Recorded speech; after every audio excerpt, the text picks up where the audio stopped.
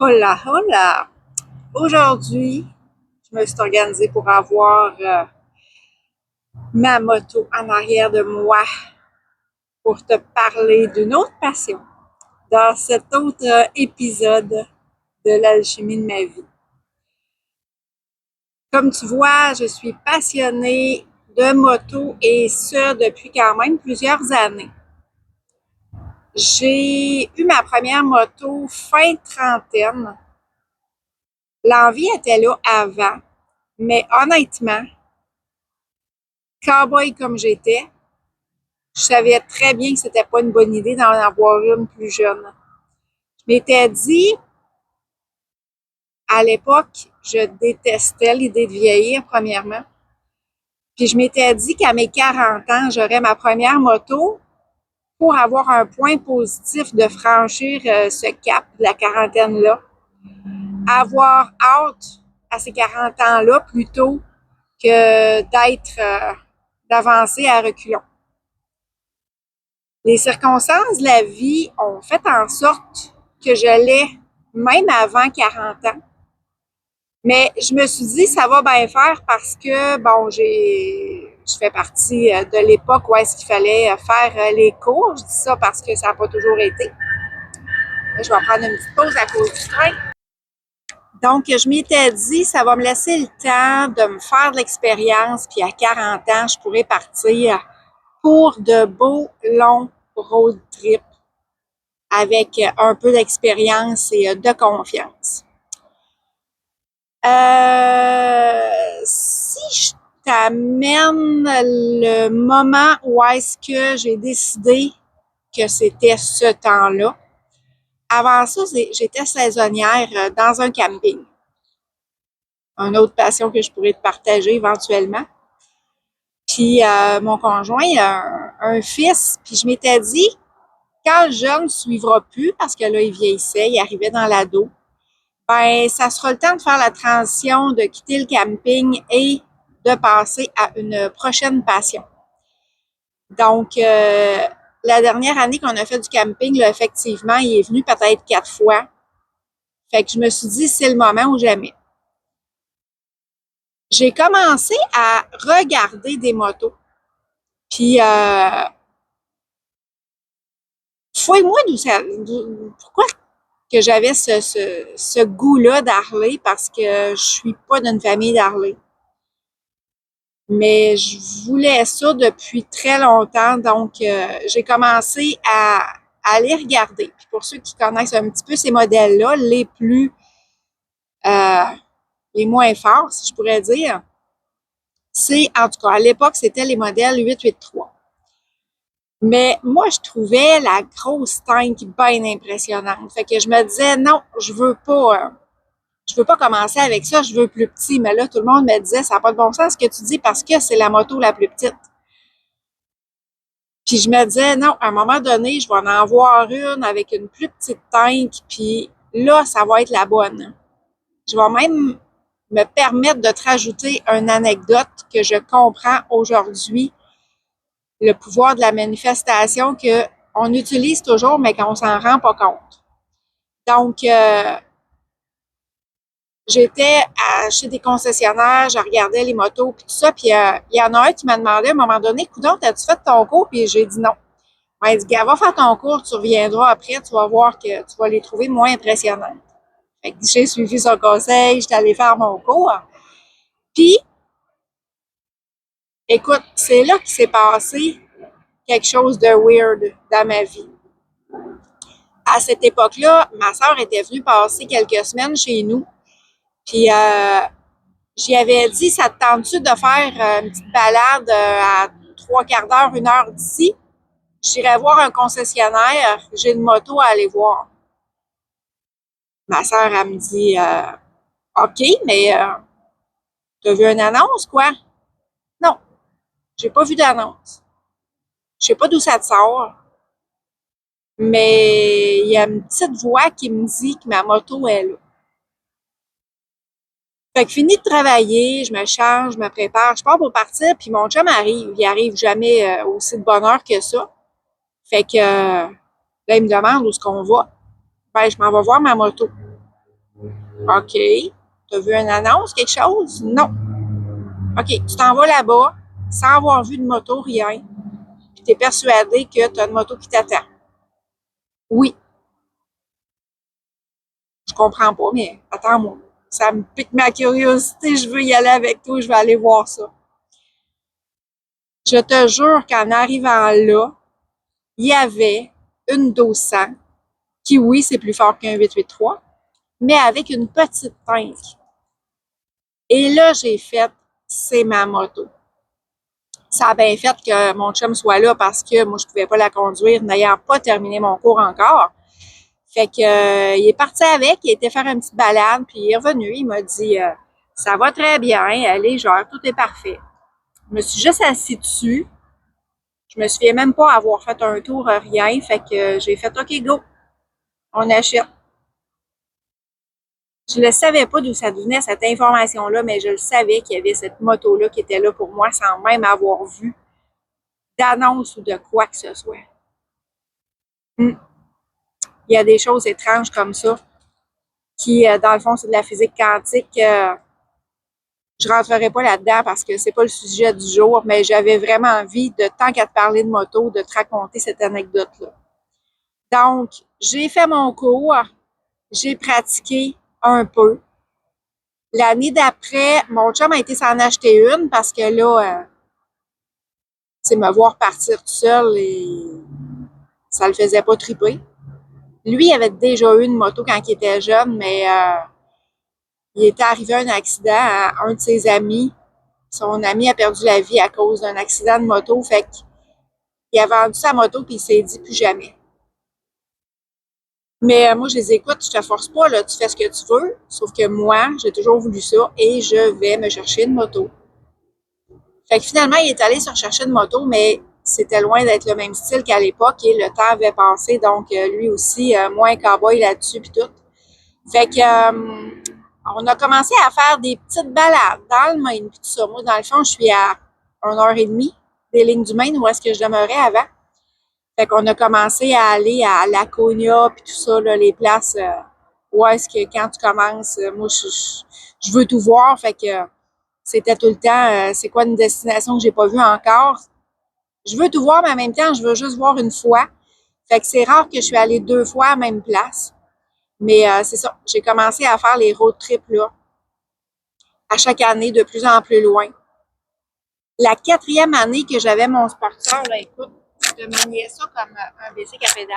C'est vraiment pas gros, vraiment léger. Puis là, l'expérience était là. Puis j'ai pas mal tout le temps fait entre 10 et 15 000 par année de kilomètres. Fait que j'en mange de l'asphalte. Cette dernière année-là, on est allé à... C'est quasiment aux limites de la Georgie, faire la Dragon Tail qu'on appelle. Un circuit pas très long, c'est dans le bois, c'est dans une montagne et il y a, j'ai pas été, ça fait longtemps que j'ai pas été voir l'information, là, mais je sais plus si j'exagère, mais il y a comme 300 croches dans 20 kilomètres, je vais te dire.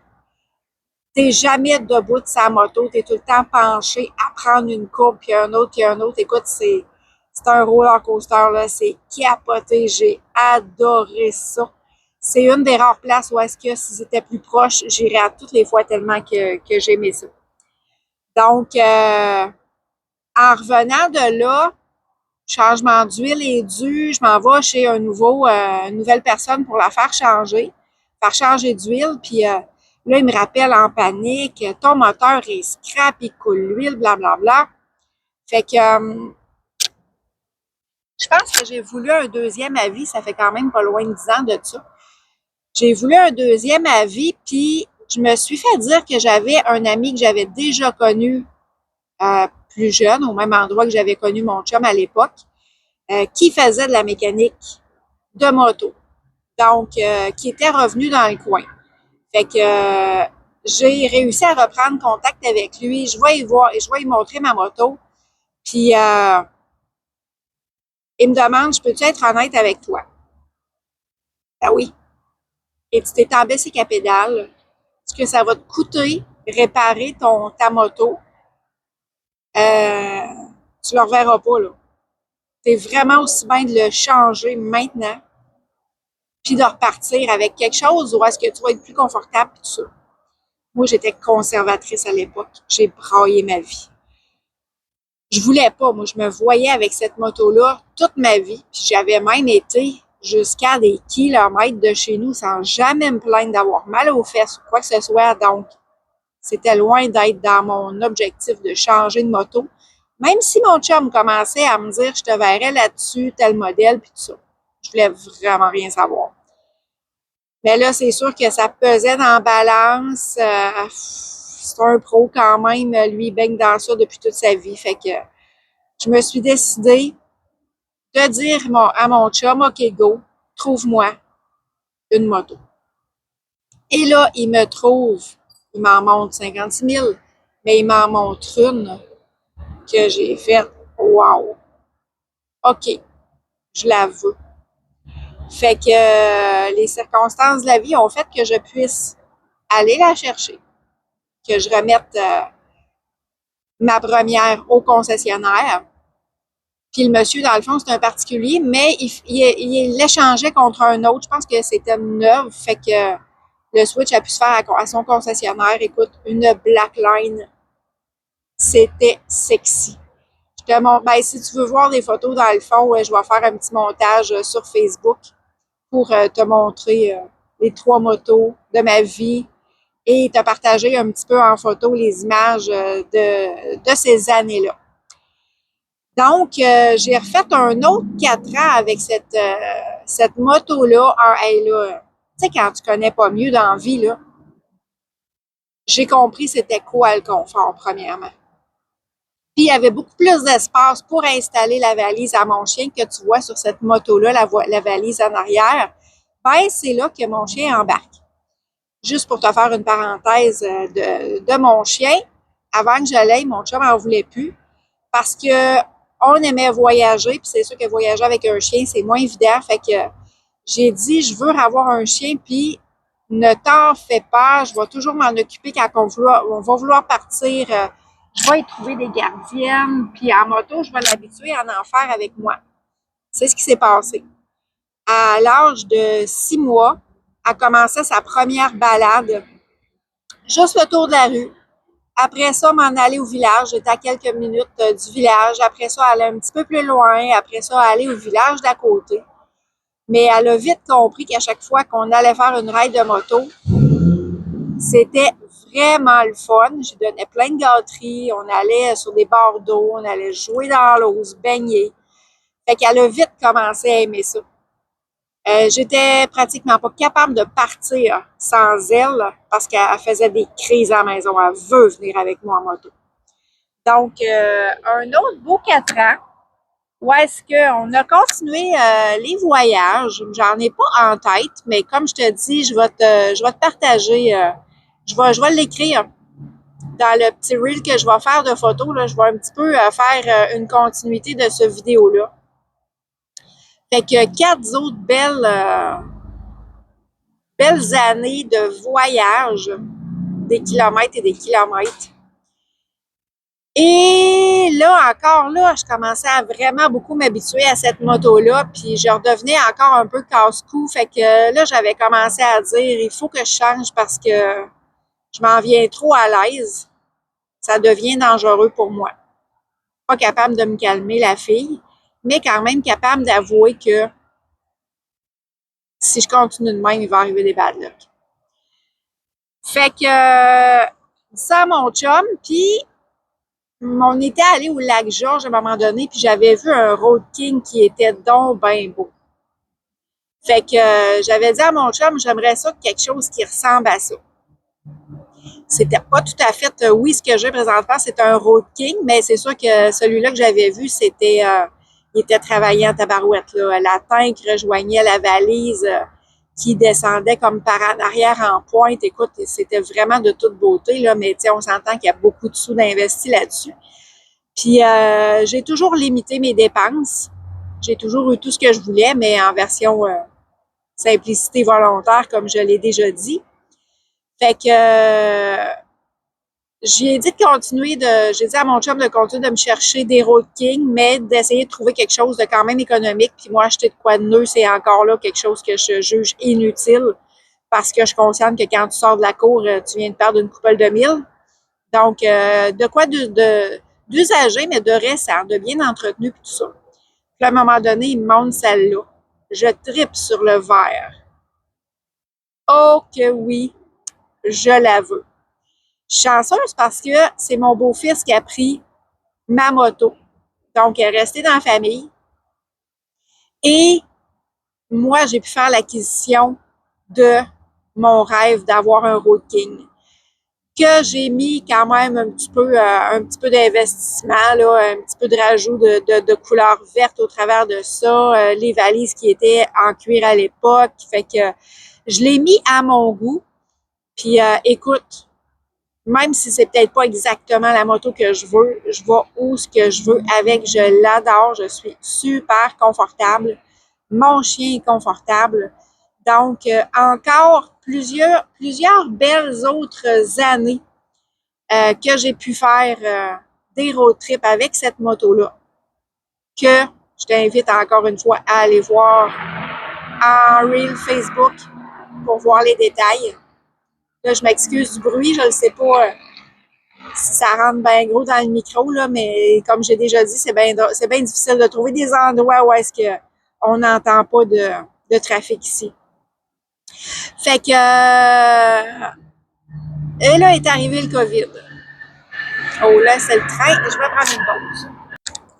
Donc, ce cher COVID qui m'a rentré dedans, mais la moto a fait en sorte que je puisse m'en sortir en me gardant la tête de l'eau.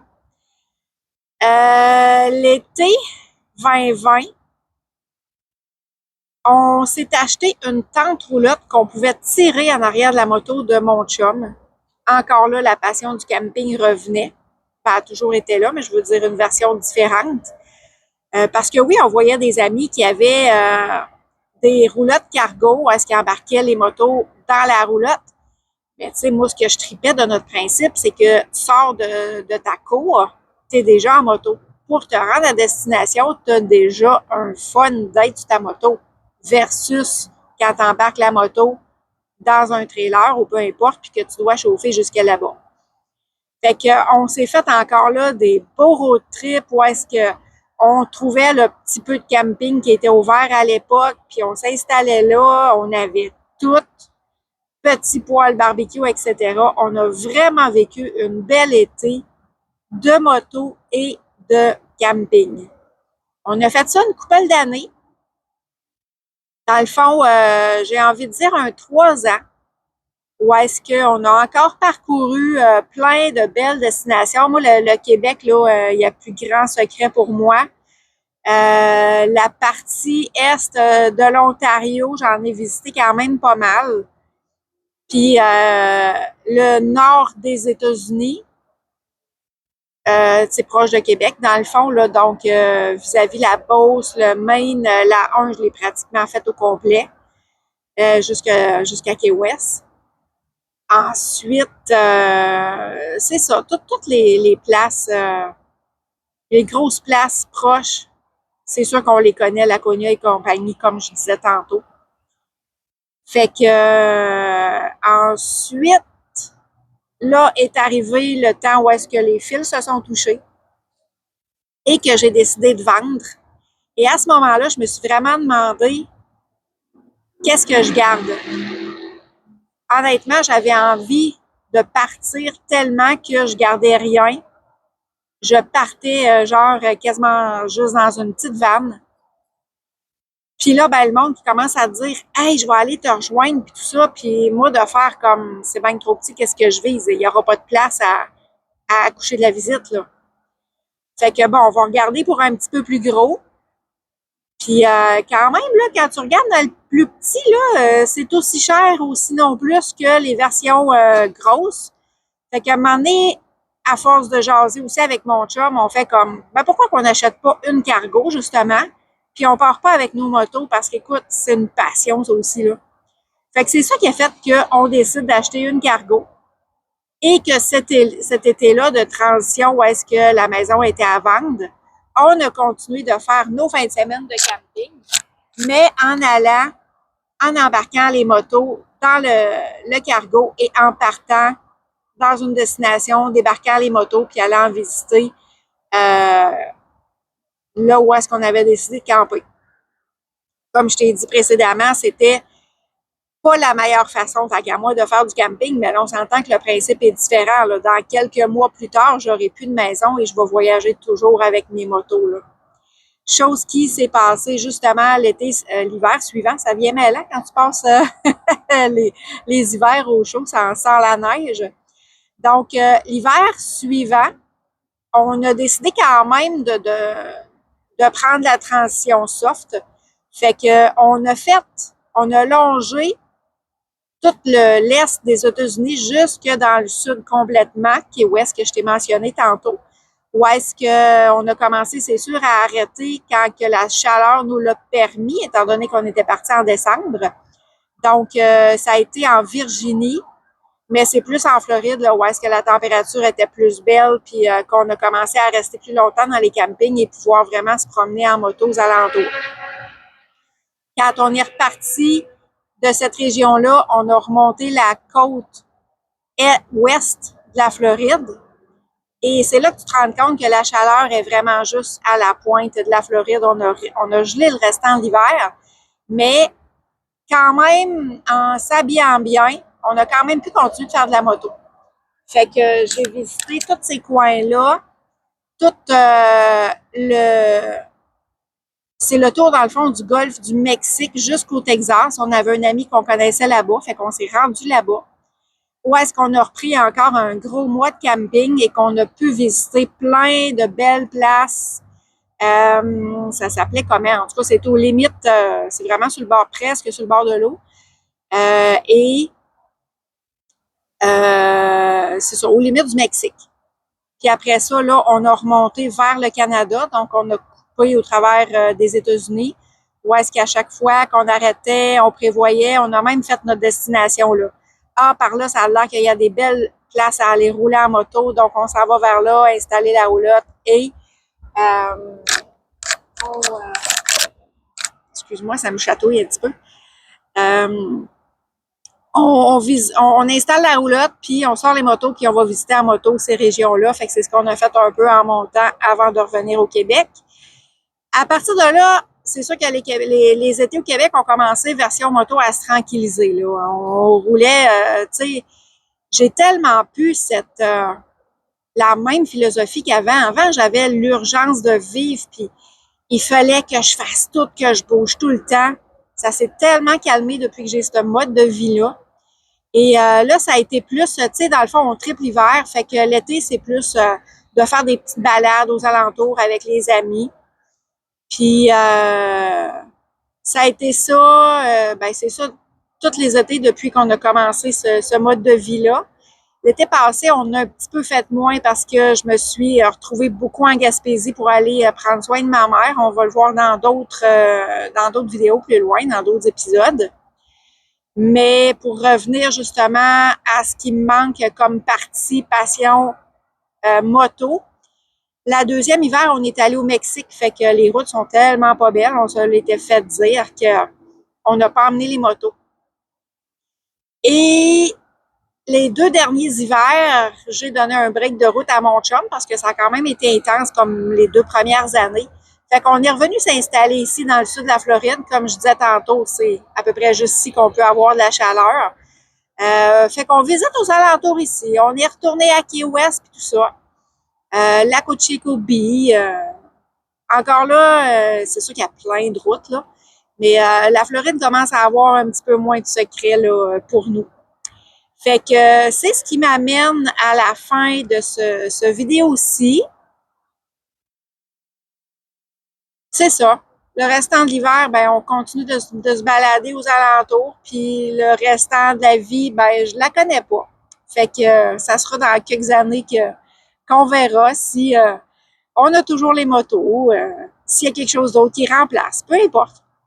Je suis tellement rendue à un stade de ma vie où est-ce que je laisse la vie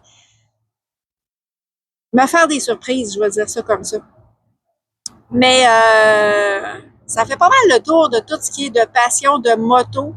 Rajoute à ça les belles photos que je vais te mettre en reel sur Facebook ou je pourrais te le partager si tu n'as pas de Facebook. Puis tu as envie de voir des photos, de voir mes autres motos. Fait que je pourrais te partager ça. Fait que on se revoit dans un prochain épisode. Ou est-ce que, ouais, là, en te parlant, je viens d'avoir une autre idée de passion à te partager. Donc, au plaisir. Bonne journée.